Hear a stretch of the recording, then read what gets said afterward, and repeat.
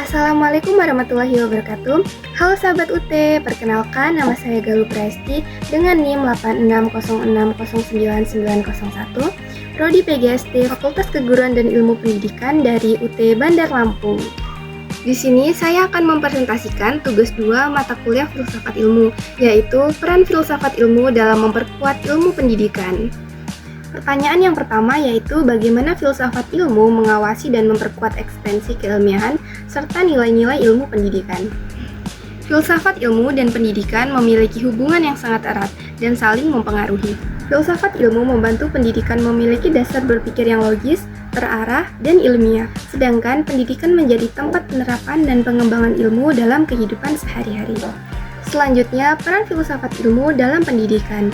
Yang pertama, filsafat ilmu berperan dalam memperkuat keilmiahan pendidikan. Artinya, pendidikan tidak hanya mengajarkan pengetahuan, tetapi juga mengajarkan cara berpikir yang benar, kritis, dan bertanggung jawab.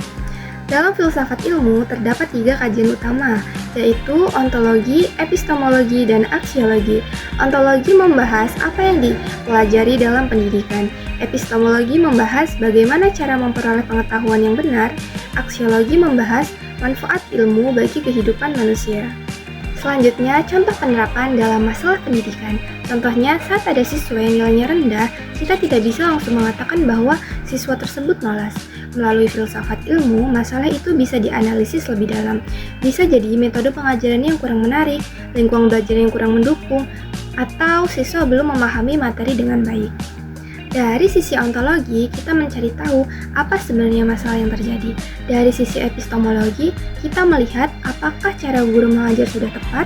Dari sisi aksiologi, kita melihat apakah pembelajaran tersebut benar-benar bermanfaat bagi siswa. Selanjutnya, pertanyaan yang kedua, bagaimana pendidikan yang bermakna dan bernilai turut memperkuat perkembangan filsafat ilmu? Yang kedua, pendidikan yang bermakna dan bernilai juga turut memperkuat perkembangan filsafat ilmu. Melalui pendidikan, manusia belajar berpikir kritis, kreatif, dan reflektif. Dari proses tersebut muncul ide, teori, dan inovasi baru yang dapat mengembangkan ilmu pengetahuan. Jadi, hubungan antara filsafat ilmu dan pendidikan bersifat timbal balik atau saling mendukung. Contohnya, sekarang banyak sekolah menggunakan metode diskusi dan kerja kelompok. Siswa tidak hanya menghafal materi, tetapi juga belajar menyampaikan pendapat dan memecahkan masalah bersama teman-temannya. Selain itu, ada juga pembelajaran berbasis proyek. Misalnya, guru memberikan tugas membuat kerajinan dari barang bekas. Dari kegiatan tersebut, siswa tidak hanya belajar kreativitas, tetapi juga belajar peduli terhadap lingkungan dan bekerja sama bersama teman-temannya. Selanjutnya, pertanyaan yang ketiga, mengapa filsafat ilmu dapat disebut sebagai pisau analisis?